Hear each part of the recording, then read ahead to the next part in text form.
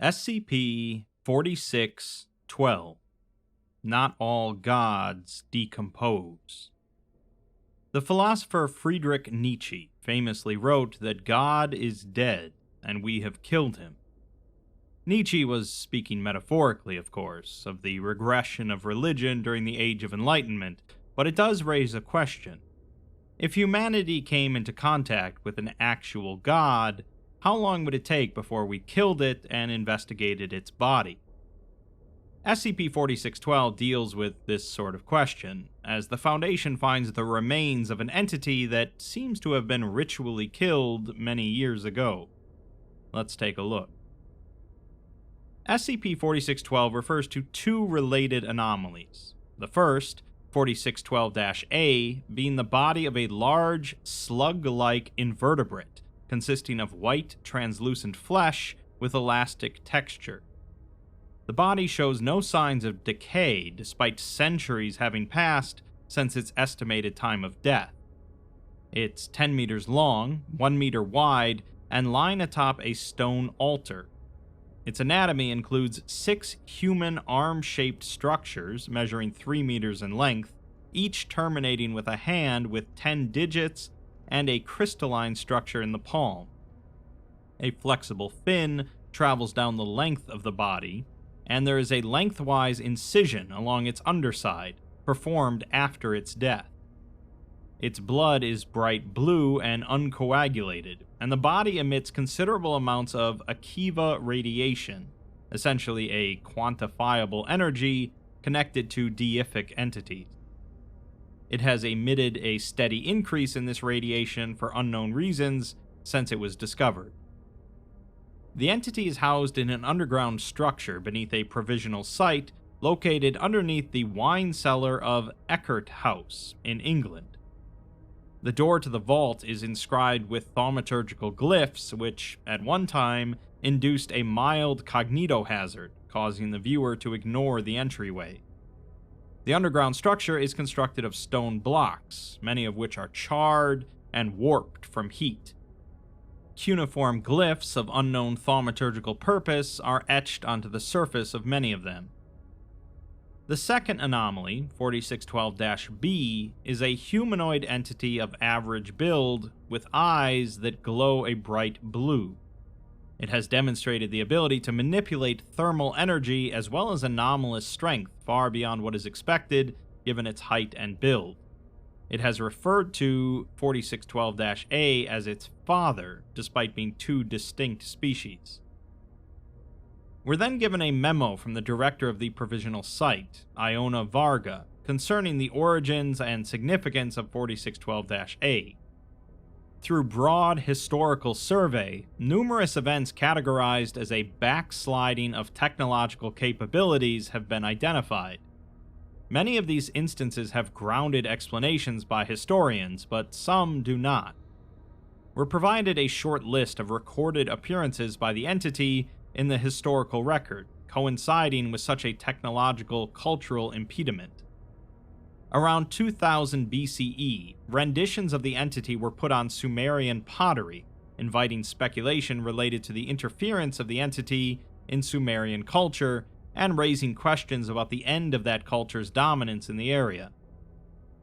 Around 1100 BCE, after the great conflict between the Mechanites and Sarkic in the Bronze Age Mediterranean area, most of the fabled technology of those who followed the broken god vanished, instead of affecting the progress of Bronze Age technologies. The entity matches the description of ancient scrolls apparently written by a Mechanite priest, previously interpreted to be a mythical representation of Sarkic bioforms. Around 200 BCE, the culture of the Davites vanished after being defeated by Chinese forces. Archaeological digs have revealed murals at a Davite ritual site dating to this period, depicting a creature that can be interpreted to be 4612-A, again raising the question of the entity's involvement with that culture's end. Recent historical documents originating in a monastery on Holy Island in England describe a demonic creature matching the entity's description, appearing in 412 CE, and journal entries found in a burial site from the 14th century in Sicily describe visitation of a spirit causing outbreaks of black plague in the surrounding area. The spirit described matches the appearance of 4612-A. The entity was discovered on December 19, 1986, while Foundation agents surveilled a known member of the Serpent's Hand, an anomalous group of interest dedicated to removing the veil between the normal world and anomalous. The agents followed the member onto the grounds of Eckert House and observed her performing an unknown thaumaturgical ritual to enter the door to the underground structure. The agents then pursued her and witnessed her kneeling before the remains and weeping. Upon seeing the entity, they detained the person of interest and called for reinforcements. An MTF mobilized and arrived 8 hours later, accompanied by Agent Rebecca Douglas, a Level 3 psychometrist, capable of experiencing associations, images, and other sensory information from touching an object. A survey of the site revealed no obvious anomalies other than the cadaver of the entity, along with 23 corpses of human males of various ages surrounding it. Most of the corpses were significantly desiccated, charred, and had skeletal structures partially incinerated. Several of them were dismembered due to blunt force trauma, and Agent Douglas noted substantial psychic trauma present in all human remains on site.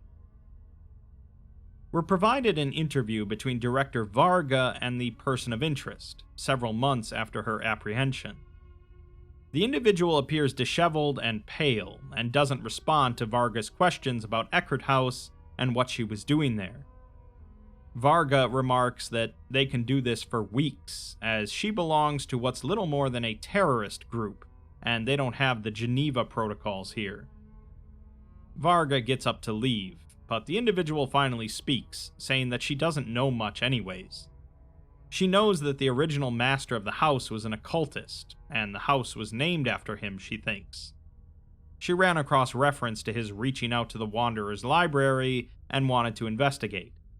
She didn't know what she would find. Varga asks how she found the sub-basement under the structure, as there's no record of it.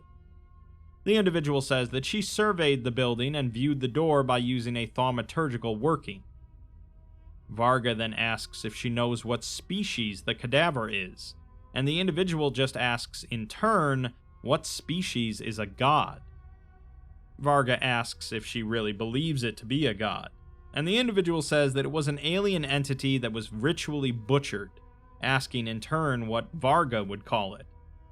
Varga simply replies that it's an anomaly, causing the individual to shake her head and put her head on the table.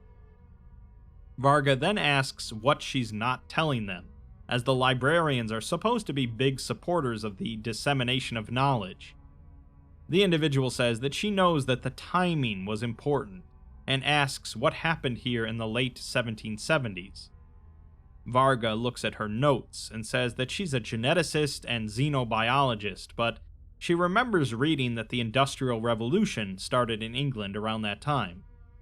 She asks what that has to do with a non-terrestrial cadaver, and the individual just says that she doesn't know, but that she came here to find out. The occultist mentioned by the individual is believed to be William Henry Eckert, the initial owner and resident master of Eckert House. He was an active member in several occult societies and held regular meetings of such societies at his home. He made his fortune mining iron and copper, with local historians having theorized that he was investing in the burgeoning movement towards industrial revolution. Records from the Yorkshire Historical Society mention a meteor strike occurring on the evening of September 17, 1779, causing significant damage to the house, although the structure doesn't currently exhibit damage that would be caused by such an event. Eckert was last seen by his servants entering his library on the morning of the meteor strike and was considered dead after the incident. No mention of the underground structure or of the entity are made in the historical record, although local legends note that a man made of fire was seen walking out of the ruined house after the impact. We're provided a letter that was written by Eckert to a member of the occult society, retrieved in a raid upon a Serpent's Hand stronghold. It reads, 5th of May, 1779. Good Anthony, I hope this letter finds you well, my friend. I grow concerned with the others of our society. Our brethren must understand the grand scale of our endeavor. Any cost that comes forthwith will be well earned, whether in pecuniary losses or in our very blood. There is an inhuman entity that holds our lives in its grip. We have no choice but soil our hands if we wish our great empire to thrive. If we turn from this task, what will happen to future generations? The library has allowed our supervised review of many tomes, and I have recently found a ritual that was once used to bind a god and should suffice for our noble purpose. Please, my dear friend and collaborator, speak with the others. Remind them of our sacrifices and what we stand to gain. The consequences of our actions against our adversary will pale when compared to the great advances we can achieve for the human race. We must push on. Your friend, William Henry Eckert, Society of Yorkshire Thaumaturgy. That certainly sounds like a letter we'd read in a horror game before seeing some really messed up stuff. Attempts to move the corpse of the entity proved to be unsuccessful, as it exhibits a density far beyond what would be expected, and it's estimated to weigh over 26,000 kilograms. The altar where it's lying is assessed as anomalous, given its ability to hold the body without losing structural integrity. Varga decides that attempting to move the corpse would not be nearly as cost-effective as testing on-site, so Provisional Site 91 is established. Small samples were surgically removed from it for ease of testing, showing that the entity has a cellular structure not matching any entries throughout the Foundation's biological database, and it seems to be based on a blending of carbon and silicon. The sample was exposed to electrical current of various charges, alpha, gamma, and ultraviolet radiations. It showed no change in its state, absorbing them and showing no signs of degradation or decay. Visible wavelengths of light as well as infrared are not absorbed but produce rippling motion in the structure of the fin running along its body. Residual energies exposed to the sample of flesh have been observed emitting from the crystalline structures present in its hands, and transmission of energies from the sample to the body occur instantaneously. It's theorized that the crystalline structures were used to conduct energies in an unknown process. The lengthwise incision along its body emits significantly higher Akiva radiation than the rest of the body, and the ritual or surgical procedure was apparently interrupted, as indicated by the bloodied palm prints along the length of its body. It's theorized that the corpse was to be used in a thaumaturgical ritual of unknown purpose. X-ray imaging of the corpse is impossible, as the remains absorb radiation, but ultrasound examination and portable MRI scans have shown a complete lack of internal organs. Its body is made up of fibrous muscle structures and a vast nervous system with nodules of unknown utility. Varga puts in a proposal to the O5 Council for experimentation using its genetic material, but approval is still pending. Given the lack of information that physical testing has produced, Agent Douglas submitted a proposal to Varga to use psychometry to scan the remains. Varga agrees, and the two gather around the corpse to conduct the test. Douglas touches the corpse in silence for 2 minutes, before saying that it's faint. She can feel something just under the surface, but something's blocking her. Varga suggests that maybe the event was too long ago for much to be left, but Douglas says that that isn't it, as there's enough psychic trauma in the stones of the hallway to give her a headache.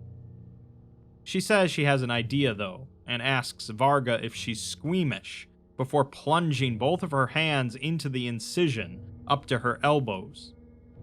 Varga takes a sharp breath but doesn't say anything, and then Douglas screams. A psychic shockwave emits from the corpse, shattering the bulbs in temporary lighting set up around the chamber. Varga activates 2 light sticks and asks what's happening, but Douglas doesn't respond, just slumping to her knees with her hands still inside the corpse. Varga asks again, but she's interrupted by a shimmering blue light emitting from the body as figures appear throughout the room, including a hooded individual identified as Eckert standing over the corpse. He's holding a knife in the air, chanting loudly in garbled Aramaic, as the audio quality is poor and the chanting is indecipherable. He sinks the blade into the body, slicing along its length, and continues chanting as he slips one hand into the incision, overlaying himself onto Douglas's position. 20 or more other voices rise up from the other figures in the room, matching Eckert's chanting as he holds the knife up, covered in blue blood. The knife begins to glow a dull red as a bright light engulfs the room, and the structure shakes significantly. The ceiling crumbles inwards, and a beam of bright light illuminates the room momentarily. When it fades, a new individual, 4612-B, stands a few feet away, dressed in a long cloak and wearing a tricorn hat. He shouts at Eckert, asking him what he's doing, causing Eckert to stumble backwards and drop the knife, asking what he is. 4612-B just tells him to step away from the body of his father, asking if murder wasn't enough for him that they had to desecrate his father's corpse. Eckert is sweating, turning to look at the other figures, but none support him. He says that he had no idea, and he didn't even know it was a he. The individual asks why he dissects his body, and Eckert just says that they wanted to use it for a ritual to produce miracles. The individual asks if this is his miracle, pointing to the corpse, and says that they killed the only living thing that truly knew him. Eckert tries to argue that it wasn't their intention, but he's interrupted by the individual stabbing him through the chest with his hand. A shower of blood and viscera splash onto the floor as the individual tears Eckert's body in 2, both halves starting to smolder and burn as they fall to the stone floor. He looks down at the burning corpse for 30 seconds as the other figures start to scream, and some of them flee towards the exit. The individual looks up, his eyes shining, as one of the figures steps forward. He pleads that Eckert was the architect of this drama, and they had scarce knowledge of his father's existence. They only hoped to improve the lot of all mankind, and begs him for mercy. The individual pauses before stepping forward and placing his hand on the man's shoulder. He says that they wanted to achieve a goal, and so they have, but they didn't consider the consequences. The man's hair and skin ignite, his screams cut off by a strike of the individual's hand. He calls the others apes and tells them to come and show him their miracles. For the next 12 minutes, he kills each of the other 21 figures, using fire and blunt force trauma. After he's finished, he stands before the corpse of the entity before sinking to his knees, in the same space occupied by Douglas. The blue light from the entity fades along with his image, leaving the underground structure as it was before, and Douglas collapses. I'm sure I'm not the only one that imagined that scene as coming out of a dark anime. Douglas spent 5 weeks in recuperation, during which she was rarely conscious. A figure resembling 4612-B was seen entering her room on video surveillance 36 days after her collapse. Security staff was mobilized, but there was no sign of him. When they approached Douglas, she was alert but had a thumbprint on her forehead just above the bridge of her nose, which was unable to be cleaned off by medical personnel. During debriefing, she was asked to recount any discussion with the individual prior to the security staff's arrival. She reports that he claimed she was only alive because she was merely investigating. She also claimed to have significant interference with her psychometry, as all she could sense were the following words being repeated: Eckert died for a reason. The search for 4612-B is ongoing. Alright, so we have the corpse of an entity that the Foundation would typically classify as a deity in some form, that's been around for at least several thousand years. Historical records seem to show that this entity was perhaps responsible for regularly preventing humanity from advancing technologically. Eckert was aware of this entity and used a ritual obtained from the Wanderer's library to bind it amidst the Industrial Revolution. Eckert knew that the entity would have sabotaged the revolution in some way, and so set out to do a good thing, theoretically, killing it and using a ritual to control its power in some way. Where they went wrong, however, is not being aware of the god's son, who wasn't too happy about the situation, and who still seems to be kicking around in the modern day. While the ritual plan was perhaps a bit foolish and optimistic, it does seem like something the Foundation would do themselves in the admonition timeline.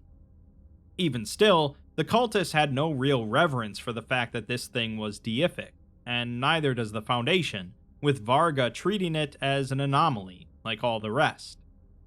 I think that the Foundation, had they been aware of an entity that was responsible for sabotaging humanity's technological efforts on a large scale, would absolutely have contained it, possibly terminating it if need be. Obviously, this article ends on a bit of a cliffhanger, and that's because it's actually the first in an entire series of articles known as the Hekatoncheres cycle, which delves further into the past of the entity and its son, as well as the future of Douglas and Varga. Perhaps I'll cover the rest of the series in full at a later date, but I think the article works well enough on its own. Most of the time, these sort of things go wrong during the ritual itself, but few expect for the god's kid to show up in the middle of it and Fist of the North Star you and your buddies.